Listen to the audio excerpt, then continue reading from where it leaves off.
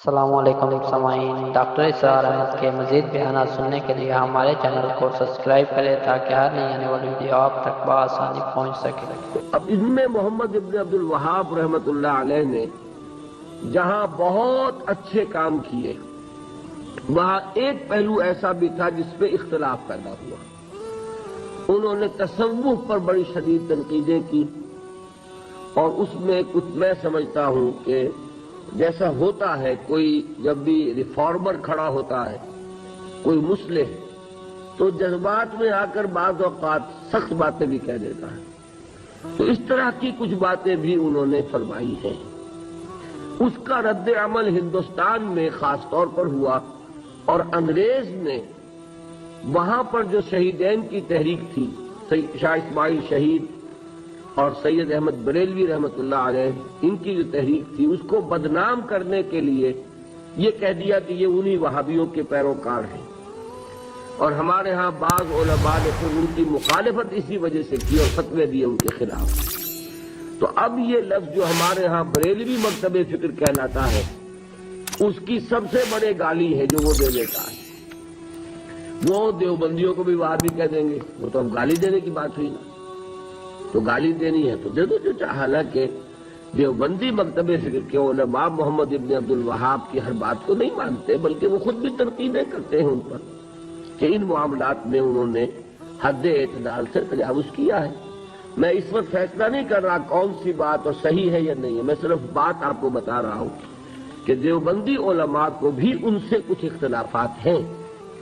ہاں ہمارے ہاں جو اہل حدیث حضرات ہیں وہ ان کے خیال سے کلیتاً جو ہے وہ متفق ہیں۔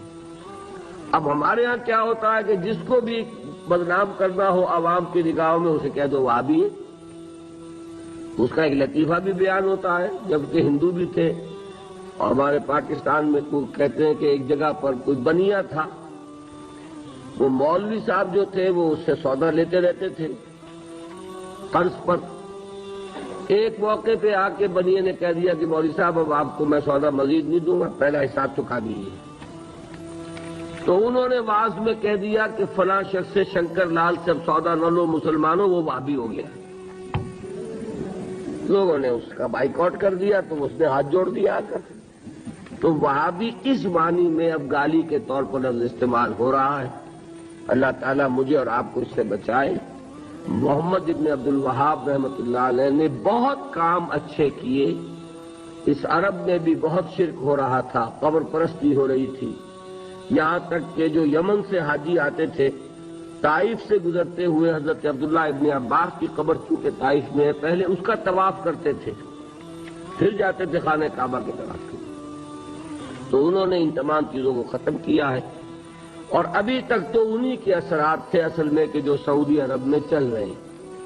اب جو نئی نسل ابھر آئی ہے تو وہ آل شیخ کا عمل دخل جو ہے وہاں بہت کم ہو گیا ہے۔ آگے حالات کیا ہوتے ہیں تو اللہ کے علم ہے۔ تو ہو سکتا ہے، اندیشہ ہے کہ میں آج جتنی ان دونوں کی توقع ہے اتنے جوش و خروش کے ساتھ کوئی خدمت سر انجام نہ دے سکوں۔ بہرحال ان کا جو ذوق و شوق ہے اس کے پیش نظر میں اپنی انتہائی کوشش کروں گا۔ دیکھیے، جہاں تک خدمت خلق کا تعلق ہے، اس کا ایک کانسیپٹ وہ ہے کہ جو آفاقی ہے، پوری دنیا میں پایا جاتا ہے، کسی مذہب کے ساتھ خاص نہیں ہے، کسی قوم کے ساتھ خاص نہیں ہے، کسی ملک کے ساتھ خاص نہیں ہے، کسی طبقے کے ساتھ خاص نہیں ہے۔ Human level, basic human morality, Hindu ہوں، سکھ ہوں، پارسی ہوں، عیسائی ہوں، مسلمان ہوں، سب کے سب، مشرق کے ہوں، مغرب کے ہوں، شمال کے ہوں، جنوب کے ہوں، سب کے نزدیک یہ متفق علیہ ہے خدمت خلق، کہ بھوکے کو کھانا کھلایا جائے، پیاسوں کے لیے پانی کا بندوبست کیا جائے، سبیلیں لگائی جائیں، کنویں کھودے جائیں، بیماروں کی دوا دارو کا اہتمام کیا جائے، ان کے علاج معالجے کا انتظام کیا جائے، ان کی عیادت کی جائے، ان کو بیک اپ کیا جائے، ان کی دلجوئی کی جائے، یتیموں کی سرپرستی کی جائے، ان کی تربیت کا، ان کی تعلیم کا بندوبست ہو، یتیم خانے کھولے جائیں تاکہ وہ بھی دوسرے اور جو بچے ہیں والدین کا سایہ جن کے سروں پر ہے انہی کی طریقے سے وہ بھی ملک اور قوم کے اچھے شہری بننے کے قابل ہو جائیں۔ بیواؤں کے لیے کوئی ایسا امدادی کار ہو، پھر مسافروں کے لیے کسی زمانے میں مسافر خانے ہوتے تھے، یہ دھرم شالائیں ہوتی تھیں ہندوؤں کے ہاں، یہ بڑے پن کے کام تھے، بڑے ثواب کے کام سمجھے جاتے تھے کہ مسافر وہاں آئے، ٹھہرے، دال روٹی بھی کھائے اور اس کے اوپر کوئی چارج نہ ہو، کہ اس سے پیسے نہ لیے جائیں، یہ کام بھی ہوتے تھے۔ یہ سارے کام وہ ہیں کہ جیسا کہ میں نے عرض کیا کہ یہ یونیورسل ہیں، گلوبل ہیں، ہر قوم میں، ہر مذہب میں ان کا تصور موجود ہے، کم و بیش، کسی کے ہاں اس پر زیادہ ایمفیسس ہے، کسی کے ہاں قدر کم ہوگا، لیکن یہ بیسک ہیومن مورلز اور بیسک ہیومن موریلٹی سے متعلق مسئلہ ہے۔ اسلام بھی اس میں پورے طور پر شریک ہے، بلکہ اسلام نے اس سلسلے میں جو تصورات دیے ہیں ان کے اندر ایک اضافی شان پیدا ہوتی ہے۔ میں نے ابھی آپ کو 2 حدیثیں سنائی ہیں۔ حضور نے فرمایا خیر الناس من ينفع الناس، لوگوں میں سے بہترین لوگ وہ ہیں جو لوگوں کو فائدہ پہنچائیں۔ یہ خدمت خلق کے لیے بہت ہی بنیادی یہ سمجھیے کہ ایک ایکسیم، خیر الناس من ينفع الناس۔ اسی طریقے سے دوسری حدیث میں نے آپ کو سنائی، بڑا پیارا انداز ہے، الخلق عیال اللہ، یہ تمام مخلوقات جو ہیں اللہ کے کنبے کے مانند ہیں۔ ظاہر بات ہے کہ اگر کسی کو اللہ سے محبت ہے تو اس کے کنبے سے بھی تو محبت ہوگی، یہ ایک فطری بات ہے۔ تو الخلق عیال اللہ، تمام مخلوقات جو ہیں وہ اللہ کے کنبے کے مانند ہیں، تو ان کے ساتھ محبت کرنا، ان کے ساتھ خلوص، ان کی دلجوئی، ان کی خدمت کرنا، یہ گویا کہ اس کا ایک منطقی تقاضا ہے، لازمی تقاضا ہے۔ اور اس میں اس حد تک ہمیں احادیث کے اندر کیفیت ملتی ہے، ایسی تمثیلی انداز کے اندر، کہ شاید دنیا میں کہیں اور وہ تصور اس درجے کا موجود نہ ہو، کہ اللہ تعالیٰ فرماتے ہیں کہ قیامت کے دن وہ اپنے کسی بندے سے شکوہ کریں گے، اے میرے بندے، میں بھوکا تھا، میں نے تجھ سے کھانا مانگا، تو نے مجھے کھانا نہیں دیا۔ وہ بندہ کہے گا اللہ تو اس سے پاک ہے، اعلیٰ ہے، برتر ہے، کہ تجھے بھوک لگے، تجھے کھانے کی ضرورت ہو۔ اللہ فرمائے گا دیکھو میرے فلاں بندے نے تم سے، وہ بھوکا تھا، تم سے کھانا مانگا تھا، تم نے نہیں دیا، وہ میں ہی تو تھا، جب وہ میرے کنبے کا تھا، الخلق عیال اللہ، تو گویا کہ میں ہی تھا۔ اس سے بھی آگے اللہ شکوہ کرے گا کہ اے میرے بندے، میں ننگا تھا، میں نے چاہا کہ تو میرا تن ڈھانپ دے، تو نے نہیں ڈھانپا۔ وہ کہے گا معاذ اللہ معاذ اللہ معاذ اللہ، اللہ اے اللہ تو اس سے بہت بلند ہے، بالا ہے کہ تجھے کوئی عریانی لاحق ہو۔ اللہ فرمائے گا میرا فلاں بندہ جس کے پاس تن ڈھانپنے کو کپڑا نہیں تھا، اس نے تجھ سے سوال کیا تھا، وہ میں ہی تو تھا۔ یعنی سائل کی آستین سے جو ہاتھ نکل رہا ہے اسے سائل کا ہاتھ نہ سمجھو، اللہ کا ہاتھ سمجھو۔ تو اس سے اونچا تو کوئی تصور ممکن ہی نہیں ہے۔ اس اعتبار سے میں جو آیات میں نے آپ کو پڑھ کر سنائی ہیں ان کے حوالے سے تھوڑی سی وضاحت کرنا چاہتا ہوں کہ اس طرز کی خدمت خلق کا معاملہ جو ہے اس کا ہمارے دین میں کیا مقام ہے۔ سورہ حج کی لاسٹ بٹ 1 آیت ہے، یا ایھا الذین آمنوا ارکعوا واسجدوا واعبدوا ربکم وافعلوا الخیر لعلکم تفلحون۔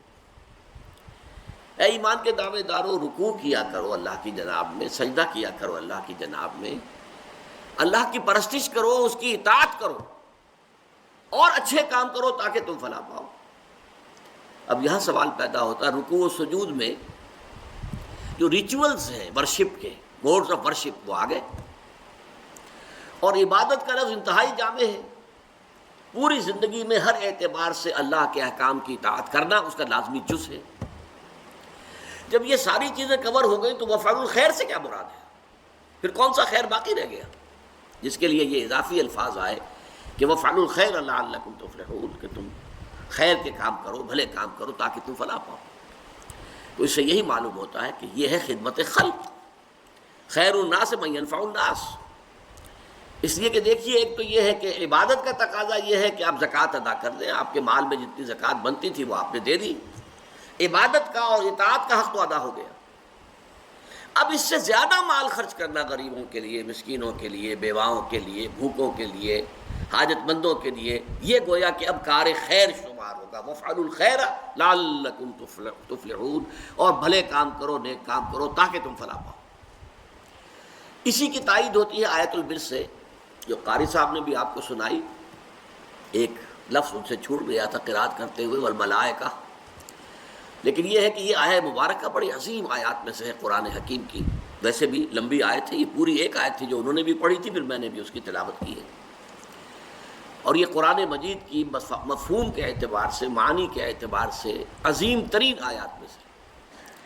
عام طور پر جو دنیا میں نیکی کا تصور ہے وہ مذہبی سطح پر زیادہ نمازیں پڑھنا، نوافل ادا کرنا، اسی طریقے سے اور عبادت گزاری، اس کو زیادہ سمجھا جاتا ہے کہ یہ اصل نیکی ہے۔ قرآن مجید نے اس کی نفی کی ہے، اگرچہ ٹھیک ہے نماز بھی فرض ہے، ادا کرنی ہوگی، روزہ فرض ہے، ادا آپ کو رکھنا ہوگا، اسی طریقے سے نماز پڑھتے ہوئے قبلے کی طرف رخ کرنا لازم ہے، آپ کو کرنا ہوگا، یہ ساری چیزیں دین میں ہیں، دین کے احکام میں ہیں۔ اصل نیکی یہ نہیں ہے۔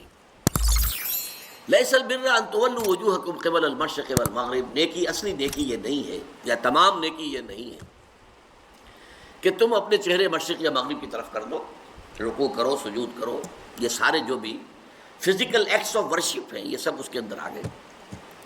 وَلَٰكِنَّ الْبِرَّ مَنْ آمَنَ بِاللَّهِ وَالْيَوْمِ الْآخِرِ وَالْمَلَائِكَةِ وَالْكِتَابِ وَالنَّبِيِّينَ، اصل نیک وہ ہے جو سب سے پہلے تو ایمان کی شرط پوری کرے، ایمان لائے اللہ پر اور یوم آخر پر اور فرشتوں پر اور کتابوں پر اور نبیوں پر، اور اس کے بعد یہ تو ایمان کی بات ہوئی، ہر شخص سمجھ لے گا کہ واقعی ایمان تو مقدم ہے ہر شے پر، ایمان کے بغیر تو کوئی عمل اللہ کو قبول نہیں ہے۔ لیکن اس کے بعد عمل جو بیان کیا گیا سب سے پہلا اعمال میں سے وہ ہے خیرات، حسنات، لوگوں کو ان کی تکلیفوں میں دیکھ کر اپنا مال ان پر خرچ کرنا۔ اگرچہ مال طبعاً محبوب ہے، صحیح ترجمہ کیا تھا قاری صاحب نے، محبوب ہونے کے علی الرغم کہ مال سب کو پسند ہے، کس کو پسند نہیں ہے، مال محبوب شے ہے، لیکن وہ یہ کہ ان کے لیے وہ لوگ آت المال علی حب ہی، اس کی محبت کے علی الرغم انہوں نے مال خرچ کیا۔ آت المال علی حب ذوی القربى، قرابت دار، رشتہ دار، والیتامى، یتیم، والمساکین، وابن السبیل، مسافر، والسائلین، دستے سوال دراز کرنے والے، مانگنے والے، وفی الرقاب، اور گردنوں کو چھڑانے میں، رقبہ کہتے ہیں گردن۔ اس کی معنی کیا ہے کہ اگر کوئی غلام ہے تو اپنے مال سے اس کو خرید کر آزاد کر دیا جاتا تھا، یہ بہت بڑی نیکی تھی۔ حضرت ابوبکر رضی اللہ تعالیٰ عنہ کے جو فضائل کا دفتر ہے اس میں سب سے روشن اور درخشندہ باب یہی ہے کہ غلاموں اور کنیزوں میں سے جو اسلام لے آئے تھے اور انہیں ان کے کافر اور مشرک آقا ستا رہے تھے، مار رہے تھے، تکلیفیں پہنچا رہے تھے، انہوں نے جو بھی ان کے آقاؤں نے منہ مانگے دام مانگے ان پر خریدا اور آزاد کر دی، یہ پھر رقاب ہے۔ اور اسی کا ایک مفہوم یہ بھی آتا ہے کہ اگر کوئی شخص قرض میں اس طریقے سے جکڑا جائے کہ لاکھ کوشش کے باوجود نہیں نکل پا رہا، تو بجائے اس کے کہ آپ اس کو صرف کچھ تھوڑی سی مدد کرتے رہے کہ سسٹین تو کر سکے اپنے آپ کو، سبسسٹنس تو ہو جائے، نہیں، کوئی لمپ سم قسم کی مدد ایسی دی جائے کہ وہ سارے قرضوں سے نجات پا کر دوبارہ اپنے پاؤں پر کھڑا ہو جائے۔ یہ جو کچھ برادریاں ہیں جیسے اسماعیلی لوگ ہیں، میمن لوگ ہیں، ان کے اندر یہ بات پائی جاتی ہے، ان کا اگر کوئی ساتھی، ان کا کوئی فرد جو ہے اس طریقے سے اگر گر جائے، کیونکہ سب کاروباری لوگ ہیں، کوئی کاروباری آدمی کسی وقت اس طریقے سے گر جائے کہ وہ اس سے نکل نہ پا رہا ہو، تو پھر اسے لمپ سم بڑی امداد دے کر بجائے اس کے کہ اسے مستقل خیراتی بنا دیا جائے، خیرات کے اوپر گزارا کرتا رہے، اسے دوبارہ ایسی اتنی امداد دی جائے کہ وہ اپنے پاؤں پر کھڑا ہو کر اور وہ اس برادری کا، اس معاشرے کا ایک رسپیکٹیبل، باعزت جو ہے شہری اور فرد بن جائے۔ یہ غور کرنے کی بات ہے۔ اس کے بعد فرمایا وَأَقَامَ الصَّلَاةَ وَآتَى الزَّكَاةَ، اور قائم کی اس نے نماز اور ادا کی زکوٰۃ۔ یہاں دو نقطے سمجھنے کے ہیں، اگرچہ ایک اعتبار سے ہم کہتے ہیں الصلاۃ عماد الدین، نماز جو ہے وہ تو دین کا ستون ہے، اور یہ بھی بات صحیح احادیث میں آئی ہے کہ قیامت میں جب انسانوں کا حساب ہوگا تو سب سے پہلے نماز کا حساب لیا جائے گا۔ روز محشر کے جان گداس بود اولی پرسش نماز بود، یہ بھی صحیح ہے، لیکن اس کے باوجود یہاں نماز کا ذکر بعد میں لایا گیا۔ وَآتَى الْمَالَ عَلَىٰ حُبِّهِ ذَوِي الْقُرْبَىٰ وَالْيَتَامَىٰ وَالْمَسَاكِينَ وَابْنَ السَّبِيلِ وَالسَّائِلِينَ وَفِي الرِّقَابِ، یہ پہلے لایا گیا۔ گویا کہ عبادات پر مقدم ہے انسان کے اندر اس جذبے کا ہونا کہ وہ اپنے مال کو جو طبعاً مرغوب ہے، محبوب ہے، اس کو خرچ کرے غریبوں اور محتاجوں، ضرورت مندوں کی ضرورتوں کو پورا کرنے کے لیے۔ یہ گویا کہ نماز سے مقدم ہے۔ جب بحث ہو رہی ہے نیکی کسے کہتے ہیں، تو نیکی کے اعتبار سے اگر ارکان دین کی بات ہوگی تو کلمہ شہادت کے فوراً بعد نماز، بنی الاسلام علی خمس، شہادت اللہ الہ الا اللہ وان محمد رسول اللہ و اقام الصلاۃ و ایتاء الزکوٰۃ و صوم رمضان و حج البیت، کلمہ شہادت کے فوراً بعد نماز۔ لیکن یہاں بحث یہ ہے، موضوع کیا ہے کہ نیکی کیا ہے، نیکی کسے کہتے ہیں، خیر کیا ہے، خیر الناس کون شمار ہوگا، لوگوں میں بہتر آدمی کون ہے؟ تو وہاں معلوم ہوا کہ ایمان کے فوراً بعد انسان کے اندر یہ صلاحیت کہ وہ اپنا مال خرچ کرے، ضرورت مندوں کی ضرورت پورا کرنے کے لیے، محتاجوں کی احتیاج کو رفع کرنے کے لیے، یتیموں کے لیے، مساکین کے لیے۔ مسافر بھی پرانے زمانے میں چونکہ ہوتا تھا اور آج بھی ہو جاتا ہے، بسا اوقات کوئی مسافر جو ہے وہ اس ایسی کیفیت سے دوچار ہو جاتا ہے، فرض کیجئے جو پونجی اس کے پاس ہی چوری ہو گئی، اب وہ کھڑا ہے، اس کے پاؤں تلے زمین نہیں ہے، کیا کرے، اجنبی جگہ پر ہے۔ تو ایسے حالات میں مسافروں کی مدد بھی یقیناً بہت بڑی نیکی کا، اگرچہ ہمارے ہاں آج کل مختلف لوگوں نے اس کو دندہ بنا لیا ہے، ایک پروفیشن جو ہے بیگری کا، اس نے اپنے جو ہے مختلف ہتھ کنڈے جو استعمال کیا، اس کی وجہ سے آدمی شک میں پڑ جاتا ہے کہ پتہ نہیں یہ جینوئن کیس ہے یا نہیں ہے، اور یہ جو شک ہے یہ خود اپنی جگہ پر جینوئن ہے۔ لیکن یہ ہے کہ بہرحال اس امکان کو آپ رفع نہیں کر سکتے کہ ہو سکتا ہے کہ کوئی شخص واقعہ جینوئنلی ضرورت کے اندر پڑ گیا ہو، کہ اس کے اوپر ایسی آفت آ گئی کہ اس کی جیب کٹ گئی، اس کی ساری پونجی جو ہے وہ جاتی رہی، تو اب وہ تو کھڑا ہوا ہے، معلق ہے ہوا کے اندر، اس کے پاؤں تلے زمین نہیں۔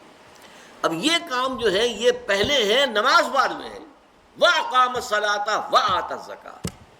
اور دوسرا نقطہ یہ ہے کہ یہ زکوٰۃ سے اضافی شے ہے، اس لیے کہ زکوٰۃ کا ذکر تو علیحدہ ہو رہا ہے، وَآتَى الزَّكَاةَ، زکوٰۃ تو علیحدہ بیان ہو رہی ہے۔ وہ میں نے جیسا کہ پہلے عرض کیا تھا کہ عبادت کے اندر زکوٰۃ تو آ گئی، وہ جو کہا گیا وفعل الخیر، تو اب معلوم ہوا وہ اس کے علاوہ کوئی اضافی شے ہے۔ وہی بات یہاں آ رہی ہے کہ اقام الصلاۃ وآتى الزکوٰۃ سے پہلے جو ذکر ہو رہا ہے کہ مال کا خرچ کرنا، وآتى المال على حبه ذوي القربى واليتامى والمساکین وابن السبیل والسائلین وفی الرقاب، یہ گویا کہ زکوٰۃ کے علاوہ ہے۔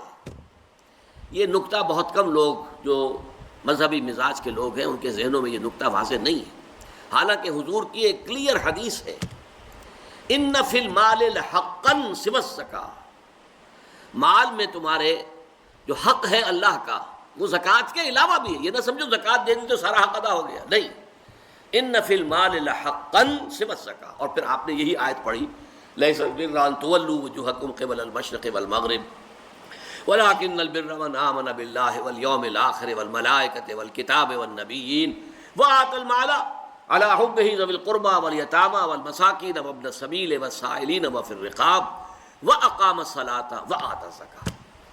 تو یہ چیزیں جیسا کہ میں نے عرض کیا اگرچہ اپنی جگہ یونیورسل ہیں، ہر مذہب میں موجود ہیں، ہر قوم میں موجود ہیں، بلکہ ایک افسوسناک حقیقت یہ ہے کہ آج ہم اگر دیکھیں تو مسلمانوں میں یہ کام کم ہے، ہندوؤں میں ہم سے یہ کام کہیں زیادہ تھا۔ ایک گنگا رام تھا جو ہسپتال بنا کے چلا گیا، ہمارے ہاں جو ہے وہ بزنس ہاسپٹل ایک بنا بھی ہے تو سب لوگوں نے زور لگا کر بنایا ہے، حالانکہ ہمارے ہاں گنگا رام کی کیا حیثیت تھی، اس وقت پیسے والے جو ہیں وہ کہیں بڑھ کر ہیں، وہ 100 گنگا گراموں سے بڑھ کر ہیں، لیکن نہیں، ہمارے ہاں یہ کام کم ہے۔ یہ کام جو ہے ہندوؤں میں بہت ہے، پن کا کام، ثواب کا کام، پن کے کام، اس کے اوپر خرچ کرتے تھے، کنویں کھدواتے تھے، سبیلیں لگاتے تھے، گھوڑوں کے لیے، جانوروں کے لیے پانی کا اہتمام کر رہے ہیں، اور یہ کہ پھر دھرم شالائیں بنا رہے ہیں، وہ مسافر خانے بنا رہے ہیں، یہ سارے کام ان کے یہاں تھے۔ بہرحال ہمارے ہاں اس کا جو معاملہ ہے اس کو میں ایک سیرت کے واقعے سے آپ کو یہ سنا دوں، اور یہ سیرت کا واقعہ بھی حضور پر وحی کے آغاز سے قبل کا ہے، ابھی آغاز وحی نہیں ہوا تھا۔ آپ کو معلوم ہے 25 برس آپ کی عمر تھی جب آپ کی شادی ہوئی ہے حضرت خدیجہ الکبریٰ رضی اللہ تعالی عنہا سے، اور 40 برس کی عمر میں وحی شروع ہوئی ہے، تو 15 برس جو ہیں وہ آپ کی ازدواج کی زندگی جو ہے وہ وحی کے آغاز سے قبل کی ہے۔ اس کا واقعہ ہے کہ حضور ایک مرتبہ کہیں باہر سے تشریف لائے اور پھر بڑے غمگین کیفیت میں تھے، اور آپ نے کپڑا ایک اوڑھا اور لیٹ گئے۔ حضرت خدیجہ نے سمجھ لیا کہ کوئی غم اور کوئی رنج کی بات ہے، پوچھا کیا معاملہ ہے؟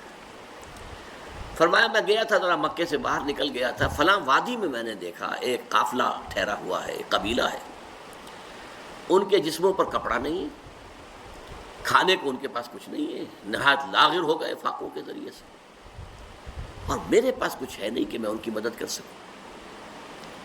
یہ کیوں؟ دولت بہت تھی، لیکن دولت تو تھی حضرت خدیجہ کی۔ حضور صلی اللہ علیہ وسلم کی ذاتی دولت تو نہیں تھی.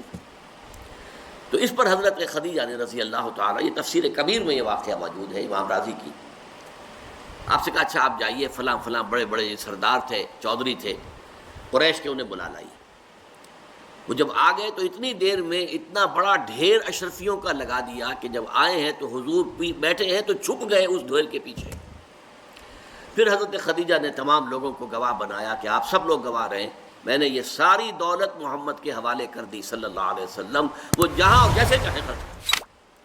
تو یہ کیفیت جو ہے ادھر حقیقت یہ ہے خدمت خلق کا یونیورسل تصور، عمومی تصور جو پوری دنیا میں ہے، جو بیسک ہیومن ویلیوز میں سے ہے.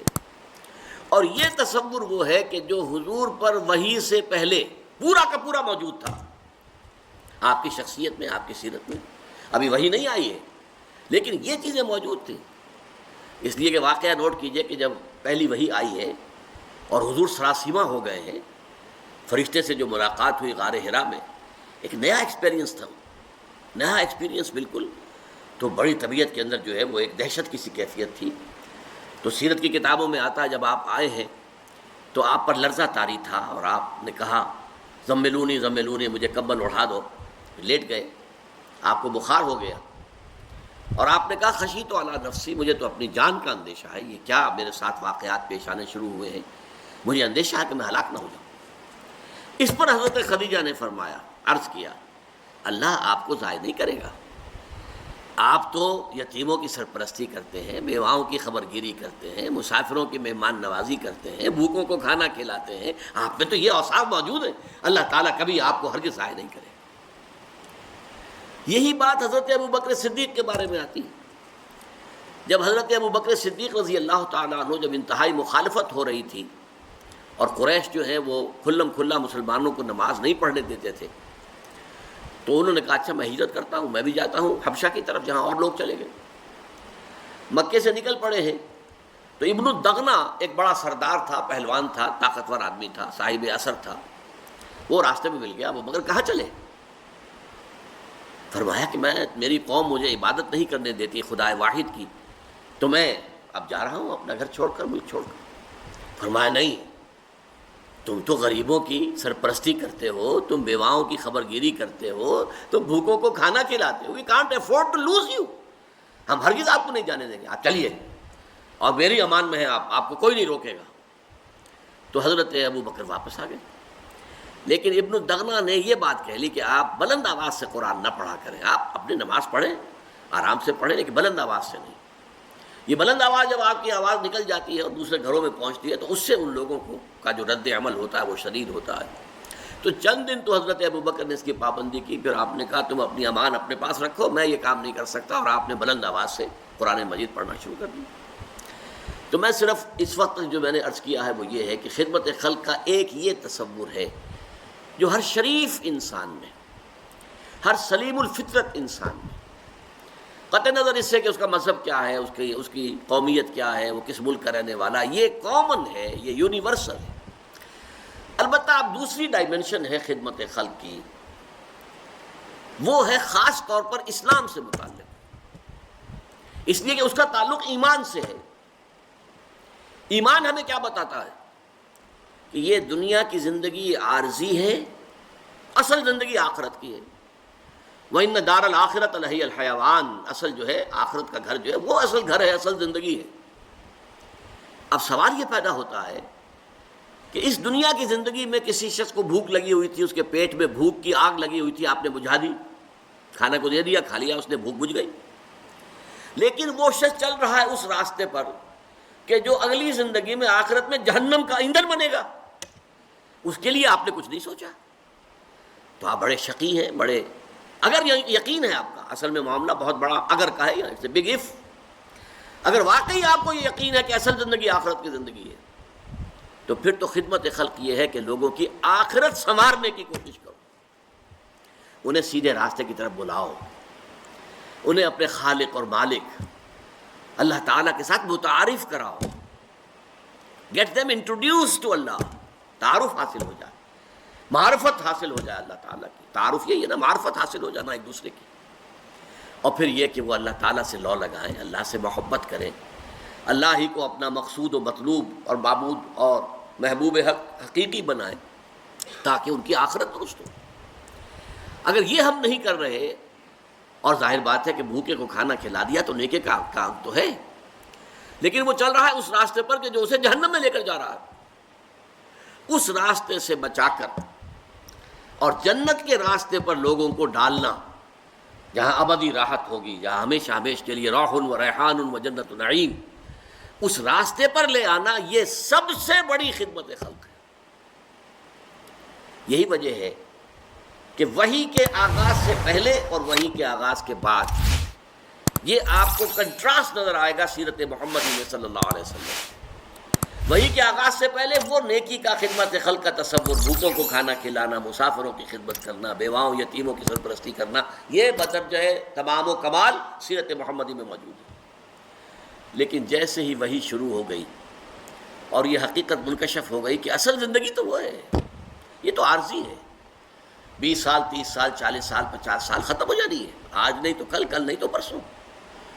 کوئی شخص اگر جھگی میں رہ رہا ہے اس کو بھی موت آنی ہے، اور کوئی شخص محل میں رہ رہا ہے اس کو بھی موت آنی ہے۔ اور بالآخر ڈیتھ دی لیولر ایک نظم ہم نے پڑھی تھی، FA کے کورس میں ہوتی تھی، کہ موت تو آ کے سب کو برابر کر دیتی ہے، بڑے بڑے محلوں میں رہنے والے اور بڑے جو ہیں گدیلوں پر سونے والے اور مخملی جو ہیں ان کے سارے لباس اور یہ، لیکن یہ کہ بہرحال پھر انہیں مٹی میں مل کر مٹی ہونا ہے۔ اور غریب آدمی جو ہے جو چاہے کہیں فٹ پاتھ پر سو کر رات گزارتا ہو یا کسی جھگی میں رہتا ہو، وہ بھی موت کے بعد وہ بھی مٹی میں مل کر مٹی ہو جائے گا۔ تو ڈیتھ دی لیولر، یہ موت جو ہے وہ آ کر انسان کی اونچ نیچ کو ختم کر کے لیول کر دیتی ہے۔ لیکن اس کے بعد کیا ہوگا؟ بل تؤثرون الحیات الدنیا، قرآن مجید کہتا ہے کہ تمہارا جو اصل مرض ہے، تمہاری جو اصل بیماری ہے وہ کیا ہے؟ تم دنیا کی زندگی کو ترجیح دیتے ہو، پسند کرتے ہو۔ والآخرۃ خیر وابقیٰ، جبکہ آخرت کی زندگی جو ہے وہ بہت بہتر ہے اور باقی رہنے والی ہے، یہ ختم ہونے والی ہے، وہ باقی رہنے والی ہے۔ تو ظاہر بات ہے کہ فائنائٹ اور انفائنائٹ کے درمیان کوئی ریشیو پروپورشن ممکن ہی نہیں، وہ انفائنائٹ ہے۔ خالدین فیہا ابدا، ہمیشہ ہمیشہ کے لیے۔ اس زندگی کو سنوارنا، اس زندگی کو بہتر بنانے کی کوشش کرنا، یہ سب سے بڑی خدمت خلق ہے۔ لیکن جیسا کہ میں نے عرض کیا، اس کا تعلق ایمان کے ساتھ ہے۔ اگر آپ کو یقین ہے کہ اصل زندگی آخرت کی زندگی ہے، جیسے سورہ عنکبوت میں فرمایا وَإِنَّ الدَّارَ الْآخِرَةَ لَهِيَ الْحَيَوَانُ لَوْ كَانُوا يَعْلَمُونَ، اصل میں تو آخرت کا گھر جو ہے وہ اصل زندگی ہے، کاش کہ انہیں معلوم ہوتا۔ تم اس کو زندگی سمجھے بیٹھے ہو، یہ تو عارضی سا ٹھکانہ ہے۔ ایک بڑی پیاری تمثیل حضور نے بیان فرمائی، مالی ولی دنیا انما مثلی کراکب استظل تحت شجرۃ ثم راح فترکها، مجھے تمہاری اس دنیا سے کیا سروکار، کوئی تعلق ہی نہیں میرا۔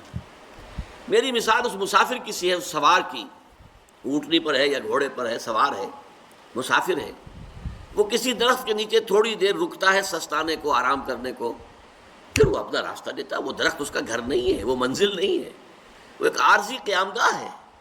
تو یہ دنیا کی زندگی تو ہماری عارضی قیام گاہ ہے، اصل گھر جو ہے وَإِنَّ الدَّارَ الْآخِرَةَ لَهِيَ الْحَيَوَانُ لَوْ كَانُوا يَعْلَمُونَ، آخرت کی زندگی جو ہے وہ اصل میں اصل زندگی ہے، کاش کہ انہیں معلوم ہوتا۔ اس میں ایسا بھی ہوتا تھا کہ پھر حضور اپنے گھر کی خواتین کو لے کر بیٹھتے تھے، ایک ایک کا نام لے کر، یا فاطمۃ بنت محمد انقذی نفسک من النار فانی لا املک لک من اللہ شیئا، اے فاطمہ، محمد کی نور چشم لخت جگر، اپنے آپ کو آگ سے بچانے کی کوشش کرو اپنے اعمال سے، اس لیے کہ مجھے تمہارے بارے میں کوئی اختیار حاصل نہیں ہوگا قیامت کے دن۔ قیامت کے دن اس لیے نہیں چھوٹ جاؤ گی کہ محمد کی بیٹی ہو صلی اللہ علیہ وسلم رضی اللہ تعالی عنہ، نہیں، تمہارے اعمال ہوں گے پیش کر۔ غافل عمل کوئی اگر دفتر میں ہے، اگر ہے تو وہ پیش کرو۔ یا صفیۃ عمت رسول اللہ، اے صفیہ، اللہ کے رسول کی پھوپھی، انقذی نفسک من النار فانی لا املک لک من اللہ شیئا، اپنے آپ کو آگ سے بچانے کی فکر کرو، اس لیے کہ میں تمہارے کام نہیں آ سکوں گا، مجھے کوئی اختیار حاصل نہیں ہو۔ پھر ایک اور تمثیل آپ نے دی ہے کہ لوگوں، میری اور تمہاری مثال ایسی ہے کہ آگ کا ایک بہت بڑا الاؤ ہے، تمہیں نظر نہیں آ رہا اور تم اس میں گر پڑنے کو تیار ہو۔ یوں سمجھیے کہ اگر فرض کیجئے کہ آپ کہیں کسی راستے میں بیٹھے ہوئے ہیں اور آپ نے دیکھا کہ ایک اندھا بیچارہ سڑک پر چلا جا رہا ہے، اور اسے معلوم نہیں کہ آگے سڑک کھودی ہوئی ہے، کوئی ٹیلی فون والوں نے یا کوئی گیس والوں نے یا بجلی والوں نے سڑک کھودی ہوئی ہے، تو اندیشہ ہے کہ وہ اس گڑھے میں گر جائے گا۔ آپ چیخ کر کہتے ہیں اسے بچو بھائی، دیکھو کہاں بڑھے چلے جا رہے ہو، آگے گڑھا ہے۔ اور فرض کیجئے وہ بہرا بھی ہے، وہ آپ کی پکار کو بھی نہیں سن رہا، تو کیا ہوگا؟ پھر آپ اٹھیں گے، دوڑیں گے، بھاگیں گے، اور ہو سکتا ہے کہ وہ گر رہا ہو اور اس کا کپڑا پکڑ کر آپ بچا لیں اس کو۔ یہ ہوگا کہ نہیں ہوگا؟ یہ فطرت انسانی ہے یا نہیں؟ ہاں، ایسے پرورٹڈ لوگ بھی ہو سکتے ہیں جو بیٹھ کر تماشا دیکھیں گرتا ہے کیا ہوتا ہے، وہ پرورشن ہے، وہ تو مس شدہ شخصیت کسی کی ہو تو اس کا طرز عمل یہ ہوگا۔ ورنہ اگر فطرت ہے انسان کے اندر اور وہ فطرت سلیمہ ہے، اس کی نیچر جو ہے وہ پرورٹڈ نہیں ہے، تو پھر لازماً وہ یہ کرے گا کہ پہلے پکارے گا، اور اگر سمجھے گا یہ تو بہرا بھی ہے، نہیں نہ یہ دیکھ رہا ہے نہ سن رہا ہے، تو دوڑ کر پھر آدمی ہو سکتا ہے کہ وہ گر رہا ہو اور آپ اس کا کپڑا پکڑ کر اس کو بچائیں۔ یہ مثال دی ہے حضور نے کہ میری اور تمہاری مثال ایسی ہے کہ آگ کا ایک الاؤ ہے، وہ تمہیں نظر نہیں آ رہا، تم اسے میں گر پڑنا چاہتے ہو، میں تمہارے کپڑے پکڑ پکڑ کر گھسیٹ رہا ہوں، بچا رہا ہوں۔ قوا انفسکم واہلیکم نارا، اے نبی بچائیے اپنے اہل و عیال کو بھی اور اپنے رشتہ داروں کو بھی، بچاؤ اپنے آپ کو اللہ کی آگ سے۔ اسی طریقے سے انذر عشیرتک الاقربین، اپنے قریبی رشتہ داروں کو خبردار کیجیے۔ تو یہ دعوت اللہ کی طرف، دعوت ایمان کی طرف، دعوت اسلام کی طرف، صحیح راستے پر آنا، نجات کے راستے پر لوگوں کو لے آنا تاکہ ان کی ابدی زندگی سنور جائے، وہاں وہ جہنم میں جھونکے جانے کی بجائے جنت میں داخل ہو جائیں، یہ اس خدمت خلق سے کئی گنا بڑی خدمت خلق ہے۔ چنانچہ جیسے ہی حضور پر وحی کا آغاز ہوا، اس کے بعد سے لے کر حیات دنیاوی کے آخری سانس تک آپ نے یہی کام کیا، لوگوں کو بچانا، آگ سے بچانا، اللہ کے عذاب سے بچانا، غلط راستوں سے واپس بلا کر صحیح راستے پر چلانا۔ یہ خدمت خلق کی سیکنڈ ڈائمنشن ہے، لیکن اس کا تعلق کیا ہے؟ ایمان کے ساتھ۔ جس شخص کے اندر ایمان نہیں ہے، ظاہر بات ہے اس کے سامنے یہ ڈائمنشن نہیں آ سکتی۔ وہ ڈائمنشن تو ہوگی کہ بھوکے کو کھانا کھلا دو اور بیمار کی دوا دارو کا بندوبست کر دو، وہ تو ہوگی، وہ تو یونیورسل ہے، جیسا کہ میں نے عرض کیا، اس کا تعلق بیسک ہیومن مورالٹی سے۔ لیکن ایمان کے ساتھ متعلق ہو کر خدمت خلق اصل کیا ہے؟ لوگوں کو گمراہی کے راستوں سے اور جہنم کی طرف جانے والے طور طریقوں سے بچا کر ایمان اور اسلام کے راستے پر گامزن کرانا تاکہ ان کی ابدی اخروی زندگی درست ہو جائے۔ اب ایک تھرڈ ڈائمنشن ہے خدمت خلق کا، ایک تیسرا تصور۔ دیکھیے، جو انسانی زندگی میں اجتماعی نظام ہوتا ہے، اگر وہ ظالمانہ ہے، ایکسپلائٹیٹو ہے، ریپریسو ہے، ڈسٹریبیوشن آف ویلتھ غلط ہو رہی ہے، جس کے نتیجے میں ایک طرف دولت کے انبار لگتے چلے جا رہے ہیں، امیر امیر سے امیر تر ہوتا جا رہا ہے، دوسری طرف غریب غریب سے غریب تر ہوتا چلا جا رہا ہے۔ اب اس میں ایک راستہ تو یہ ہے کہ اس نظام کو تو جوں کہ توں برقرار رکھا جائے، لیکن جو اس نظام کی وجہ سے بھوک کا شکار ہو گئے ان کو کھلایا جائے۔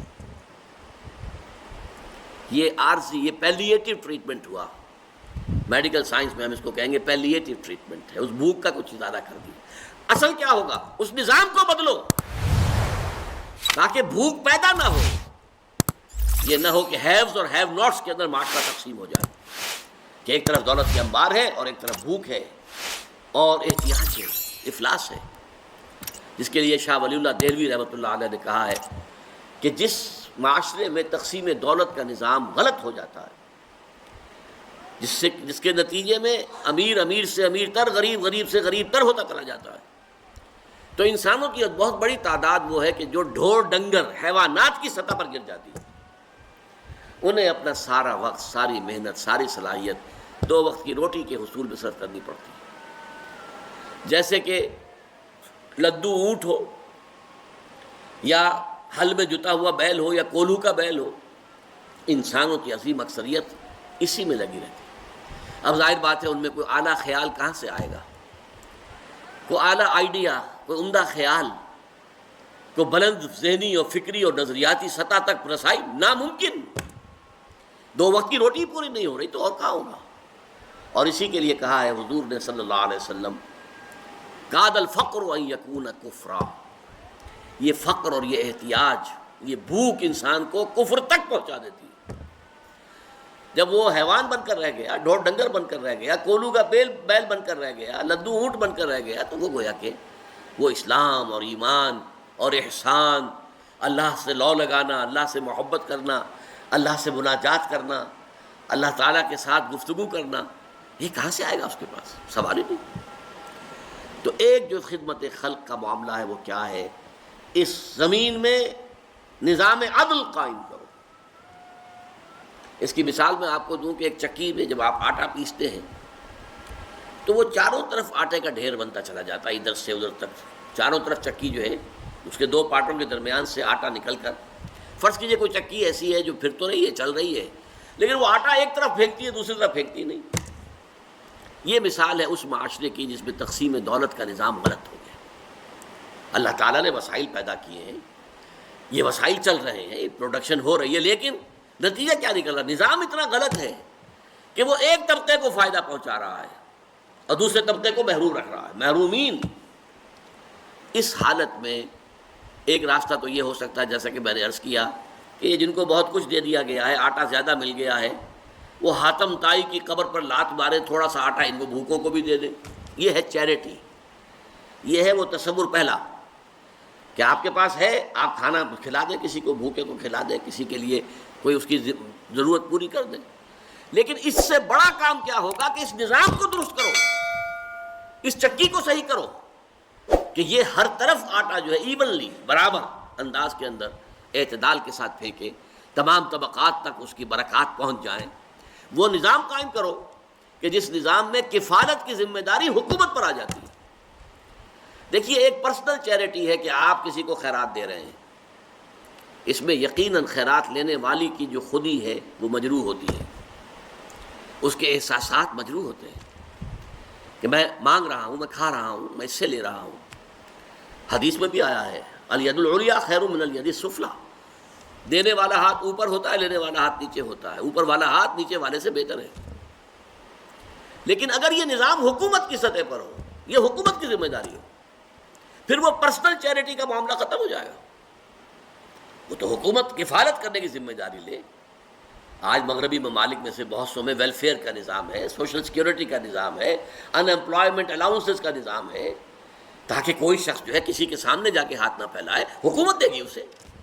ایک شہری کے اعتبار سے اس کا حق ہے کہ حکومت اسے دے، کم سے کم اس کی بنیادی ضروریات جو ہے وہ پوری ہو رہی ہیں۔ یہ اگر نظام ہم قائم نہیں کرتے، اسلام نے وہ نظام دیا ہے، نظام خلافت، کہ ہر انسان کی بنیادی ضروریات کی کفالت حکومت کے ذمہ ہے۔ یہی وجہ ہے، دیکھیے آپ نے پڑھا ہوگا، سنا ہوگا کہ خلافت راشدہ میں، خصوصاً حضرت عمر کے دور خلافت میں، لوگ زکوٰۃ لے کر پھرتے تھے، کوئی لینے والا نہیں ہوتا تھا۔ تو کیوں؟ پہلی بات تو یہ کہ زکوٰۃ تو حکومت کو دی جاتی ہے، لیکن یہ کہ اسلام میں یہ ہے قانون میں کہ جو اموال ظاہرہ ہیں ان کی زکوٰۃ تو حکومت کو دینی پڑے گی، حکومت لے گی حساب سے۔ تمہاری دکان میں 10 لاکھ کا مال پڑا ہے، 2.5% دے دو۔ تمہارے کارخانے میں خام مال اتنا ہے، فنش پروڈکٹ اتنا ہے، 2.5% دے دو۔ یہ ہے حکومت کا نظام۔ لیکن ایک اموال باطنہ ہوتے ہیں، گھروں میں کسی نے کچھ روپے رکھے ہوئے ہیں، کوئی اپنے وقت کے لیے، کوئی آڑے وقت کے لیے۔ یہ پرانے زمانے میں ہوتا تھا کہ تکیے کے اندر سی لیے ہیں کہ وہ وہاں پر رکھے گئے ہیں، محفوظ رہیں گے، کسی چور کو خیال نہیں ہوگا کہ تکیے کے اندر بھی پیسے ہو سکتے ہیں۔ تو ان چیزوں کو کہہ دیا گیا کہ ان کی زکوٰۃ آپ خود دے سکتے ہیں چاہے تو، اور یہ بھی کہ حکومت کو دینا چاہیں تو حکومت کو دے دیں۔ اس کے لیے جا کر تلاشی نہیں لے گی حکومت، گھروں کو جا کر جو ہے ٹٹولے گی نہیں کہ گھروں میں صندوق کے اندر کیا رکھا ہوا، زیور کتنا، نہیں۔ یہ اموال باطنہ کہلاتے ہیں۔ اموال باطنہ کی زکوٰۃ وہ فرد خود دینے کا جو ہے وہ اس کو اختیار حاصل ہے، چاہے وہ حکومت کو دے دے، لو بھائی یہ بھی لے لو۔ اموال ظاہرہ کی زکوٰۃ تم نے لے لی ہے، باطنہ کی بھی حاضر ہے، اور یہ بھی ہو سکتا ہے کہ وہ آپ خود دیں۔ اچھا، خود دینے میں ایک لذت تو ہے نا، وہ جو حضور کی حدیث ابھی میں نے سنائی، الید العلیٰ خیر من الید السفلیٰ، دینے والا ہاتھ جو اوپر ہوتا ہے وہ نیچے والے ہاتھ سے بہتر ہے۔ تو ایک لذت تو ہے نا کہ آپ دے رہے ہیں، کوئی لے رہا ہے، آپ ڈونر ہیں، کوئی ریسیپینٹ ہے۔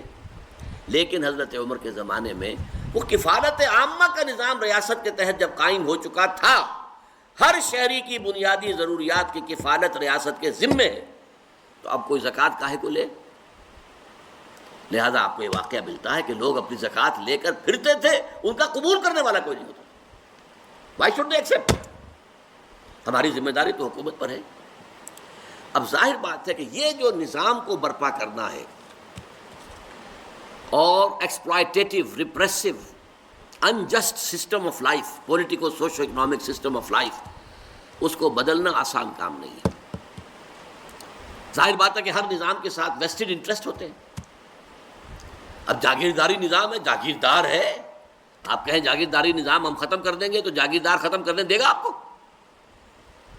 دے are bound to defend their system, اس لیے کہ اس کے ساتھ ان کے مراعات ہیں، ان کے فوائد ہیں، ان کے مفادات ہیں. بادشاہی نظام آپ سعودی عرب میں ختم کرنے کی کوشش کریں تو سعودی آپ کو ختم کرنے دیں گے؟ آل سعود جن کی حکومت ہے، جن کے بلین ڈالر کے جو ہے وہ محل بنتے ہیں، وہ آپ کو نظام تو ختم نہیں کرنے دیں گے. اس نظام کو ختم کرنے کے لیے جد و جہد کرنی پڑتی ہے، انقلابی جد و جہد. اس کے لیے انقلابی جد و جہد، پہلے ایک پارٹی وجود میں آئے، ڈسپلن پارٹی، جو تن من دھن یہاں تک کہ جان بھی قربان کرنے کو تیار.